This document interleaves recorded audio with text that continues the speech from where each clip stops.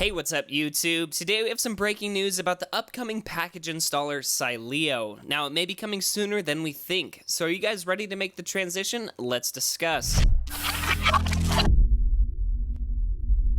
Okay, so before we start, don't forget to give this video a huge thumbs up, subscribe if you want to see more content just like this, and check out our Best Tech Info website for more detailed and up-to-date information. Okay, so let's get into today's video. So yesterday evening on the 6th, Coolstar retweeted this tweet from Dennis, one of the developers working on the project, notifying everyone that Sileo is coming along nicely. He states there's still a lot of minor issues to fix, but the biggest issues have been mostly dealt with. Now the impressive part of this tweet is within the attached image. We now have an updated sneak peek at to what Sileo is going to look like. So this is a preview of the package installer. Now it's a bit cropped off at the top, but the current package selected is classic folders. And as you can see, it will not only have the name, but a preview of the tweak and a bit of information about it below. Now the layout of the entire package installer Sileo is very similar to Apple's official App Store.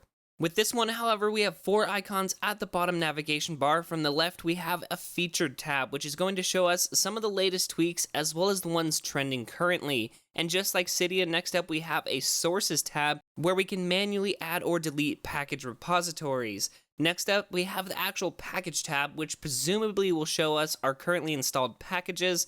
And lastly, and again similar to Cydia, we have a search tab. Now, when you select a package within the search tab, you can get a bit of information about it like I was talking about. As you guys can see, we have details, changelog, and reviews. So it's great to see some details about the tweaks, you can see what's recently been updated, and lastly, you can give other users some feedback as to how the tweak works. Again, we saw another demo a few weeks back directly from Coolstar, but he also noted that the official UI will be changing before the final release.